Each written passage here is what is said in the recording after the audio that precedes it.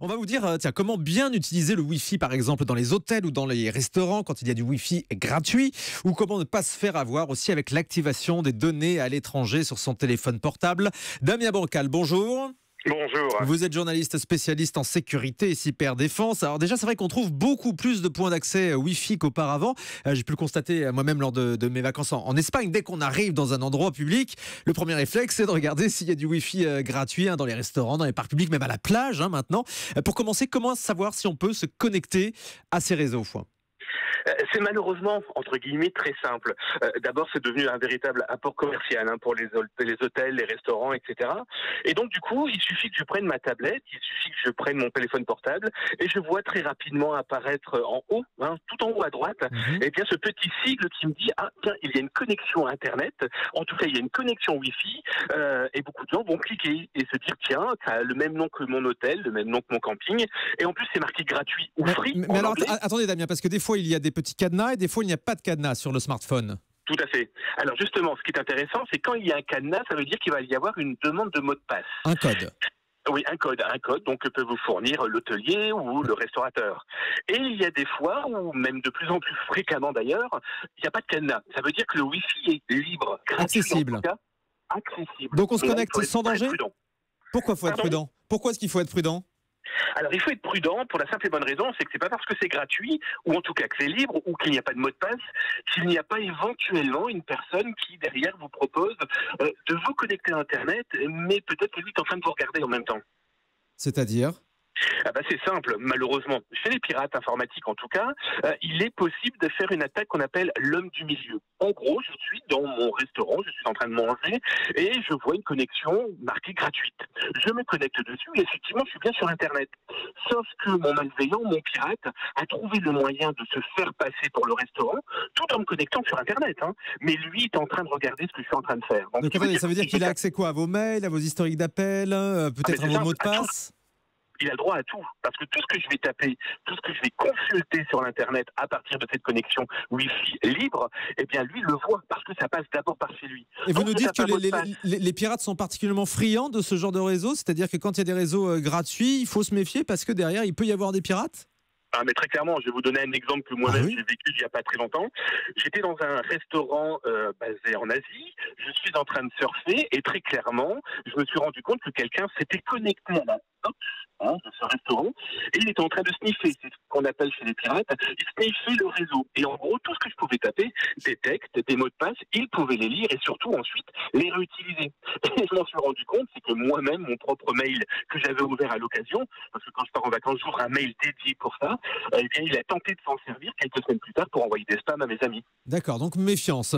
En revanche, s'il y a le petit cadenas, est-ce que ça veut dire que la connexion est forcément sécurisée ?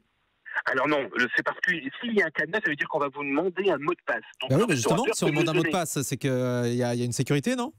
Alors le mot de passe, c'est simplement pour que le restaurateur n'ait pas 50 000 personnes qui viennent utiliser son Wi-Fi sans que ces personnes viennent consommer. Donc c'est pas parce qu'il y a ce mot de passe qu'il n'y a pas malheureusement d'autres personnes qui ont pu l'intercepter, ce mot de passe. Je vais être très honnête aussi avec vous, beaucoup de restaurateurs utilisent le nom de leur restaurant par exemple comme mot de passe, donc c'est pas vraiment très utile. Ah oui, c'est ça. Donc, c'est simplement une espèce de péage entre lui et les potentiels clients qui viendraient consommer ou non son Wi-Fi et le verre qu'il pourrait offrir ou en tout cas vendre. D'accord. Et dans les hôtels, alors parfois c'est gratuit, parfois c'est payant. Oui, alors c'est parfois gratuit ou payant, mais c'est le même problème. C'est que si quelqu'un trouve le moyen de se connecter au Wi-Fi de l'hôtel, méfiance. Il y a eu une étude il n'y a pas très longtemps justement sur ce genre de sujet où il s'était avéré que les pirates étaient particulièrement professionnalisés que dans les hôtels. Leur mission à eux était de se dire, comme dans les hôtels, on a une population qui a peut-être un petit peu plus d'argent ou des professionnels, on va regarder ce qu'ils font. Alors les mails qu'ils peuvent envoyer, les connexions qu'ils peuvent utiliser, etc., etc. Le plus dangereux, c'est aussi les gens qui utilisent les ordinateurs proposés gratuitement dans les hôtels, les campings et autres. Ah oui, les choses qui sont libre-service ? Oui, ces fameux libres-services, c'est très bien, effectivement.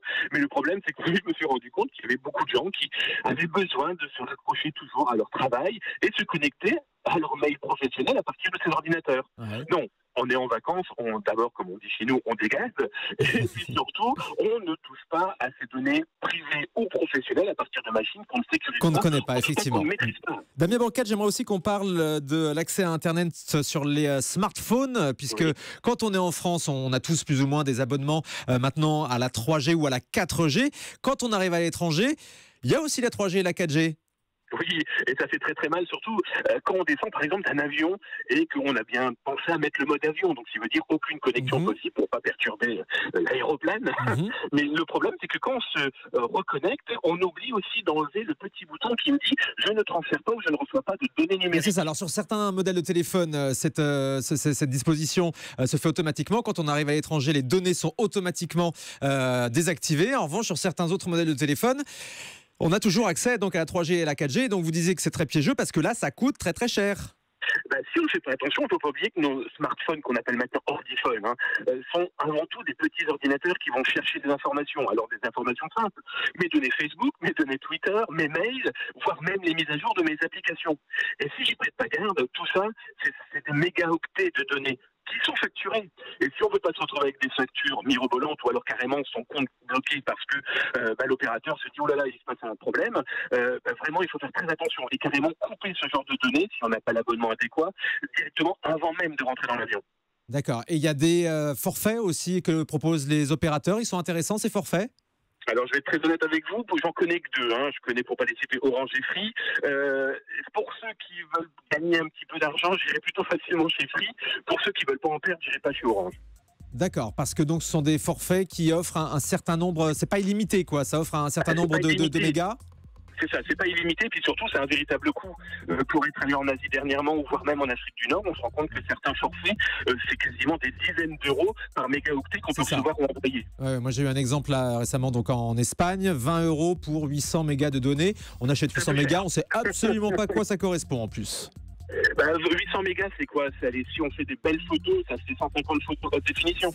Oui, qu'on a envoyé, c'est ça, mais après en ce qui concerne l'arrivée des mails, la consultation de Facebook, tout ça, on ne sait absolument pas à quoi ça correspond. Tout à fait, je ne parlais que des photos, oui, clairement. Merci beaucoup Damien Bancal pour toutes ces explications très claires sur l'utilisation du Wi-Fi et des données à l'étranger.